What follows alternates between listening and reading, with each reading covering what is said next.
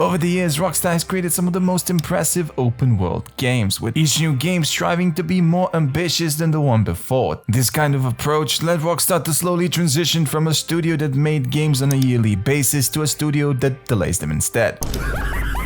Jokes aside, despite how painful the delays are, I truly believe that they are the key to bringing us once-in-a-lifetime experiences like it was the case with both GTA 4, GTA 5 and RDR2. In today's video, we will cover the insane potential that the next iteration of Grand Theft Auto has and how it will eventually impact the games that came before it. We will go over the leaked activities, the map size, and cover everything that we know about GTA 6, so stay tuned till the end of the video. Without further ado, let's get straight into it, shall we?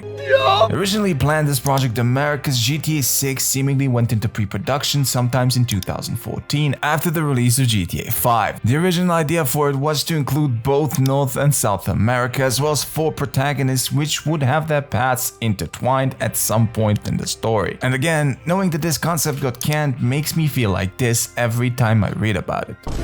Now, as we all know, all of this got scaled down immensely, with the game itself basically receiving a soft reboot sometimes during 2020. This reboot is what we know of today as GTA 6, featuring a male and female protagonist and following their escapades within the state of Leonida, which in comparison to what originally was planned looks absolutely tiny. That's what she said! Despite this, the map itself is speculated to be anywhere between 150 and 220 square kilometers. This means that the map will be minimum 2 times bigger than the maps of GTA 5 and RDR2. And if you take into consideration that we don't really know what lies at the most northern part of the map itself, or if it will actually feature a panhandle on release, it's safe to say that we might be in for a few surprises along the way. Surprise, motherfucker! If we take a closer look at the RDR2 map and its gameplay loop, which is significantly slower than the classic GTA loop, we can see that RDR2 relies on a slower approach to make the world around the player feel bigger than it really is. The player literally can stand on top of Mount Hagen and basically see every single city and town on the map. Yeah, boy. Now, I do believe that a slower approach does wonders for RDR2, and in a recent video I did say that GTA 6 could benefit from this as well, but I do not want GTA 6 to be as slow as RDR2 was, at least gameplay wise. Instead, I wanted to take its time to develop its characters more like RDR2 and GTA 4 did, especially as in GTA 5 the character development is basically non-existent and certain characters make you want to act like this.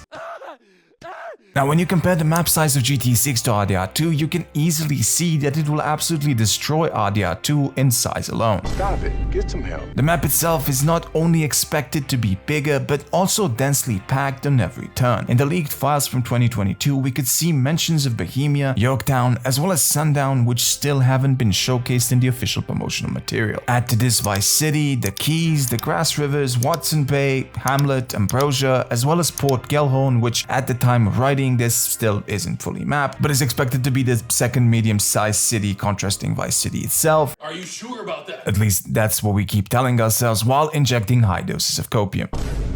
And you get one of the most anticipated maps in gaming history. Now, when we look at the activity list from the 2022 leaks, we can see that there will be a lot of returning activities from RDR2 itself. But if we are to believe that Rockstar will feature most, if not all of the activities in GTA 6 that had already been leaked, we are looking at getting probably the biggest and most filled open world GTA game till date. Goddamn right. In the activity list, we can see that our main duo will be able to go fishing, which is already present in RDR2, but here we can also see mentions of a spear gun, meaning that we might legit be able to go fish in more ways than one. Hell, imagine a mission where you retrieve stolen goods that got lost at sea close to the Keys. You swim down, retrieve the goods, and get attacked by a shark, which you end up fighting using the spear gun itself, with it being unlocked to use in free roam later on to dive safely while looking for deep sea treasure. Basically something straight out of the movie called Into the Blue. Next on the list, we can see the mentions of golf as well as dice, which seem to be making a return from RDR1. Now, if it's going to be a variation of Liar's Dice, that we do not know, but in the official screenshots for trailer 2, we did get a sneak peek at pool, a gym, and based on this image of Lucia, a fight club of sorts. You do not talk about Fight Club. The Fight Club as well as gym activities do coincide with another leak, which seemingly indicates the presence of a weight system. Some patents online do also seem to coincide with the leaks, but we do not yet know for sure if this will be an official feature. Now, within the 2022 leaks, we do have additional mentions of races which seem to be more important than ever this time around. As of now, we know that dirt bike races will be present in the game, with the usual GTA races also making a return. All of these activities alone already outdo RDR2, but that is to be expected considering that RDR2 was set in a time where you literally had no time for any side activities. Well, Arthur and John were probably the only ones that did. Again, one of the major aspects of a crime game is obviously its criminal activities. And in the case of GTA 6, we seem to be going back to its roots, with van shipments, deliveries, as well as robberies all making a return and being more prominent than ever before. In the original 2022 leaks, we could see that the entire robbery system will be expanded to a point where it will make RDR2 systems look as sad as your ex when you told her you were into men.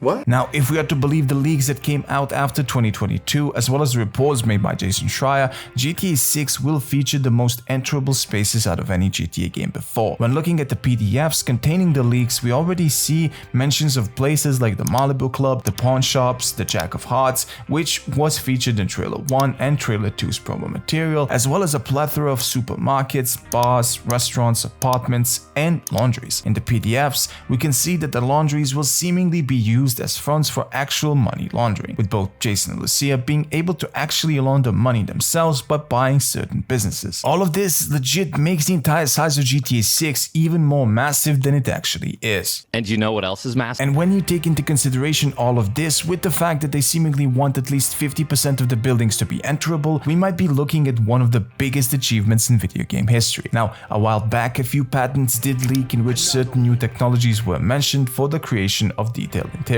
These patents were in fact linked to Rockstar and Take-Two, but what this means is yet to be known to us at least. Either way, no matter the amount of buildings that will be open to us, it's quite clear that we will have way more immersion with both NPC density as well as areas to explore than with GTA 5 for instance. Where the f is everyone?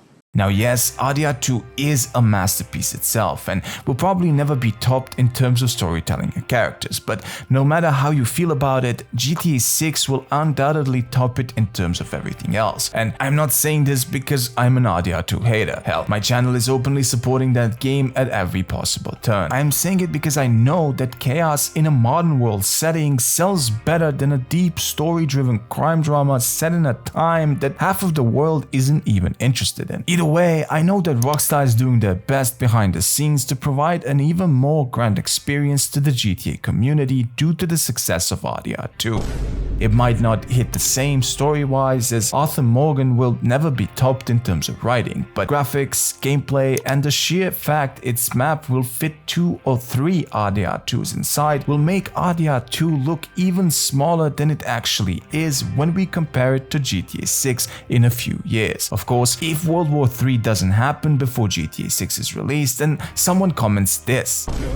Anyways, sales aside, do you guys think GTA 6 will outperform RDR2 ratings wise? Do you think it will be the best GTA game to ever release, or will Rockstar fumble this one due to all the hype that built up around it? Let me know your thoughts in the comments below. Thank you for taking time to watch this video, and a big thank you to all the 1,770 people that ended up subscribing. You folks are the best. If you haven't already, please make sure to hit that like button and of course subscribe for a chance to win an RTX 7090 card once this channel reaches 10 million. Stay silly, keep edging, and I'll see you all in the next one. Peace.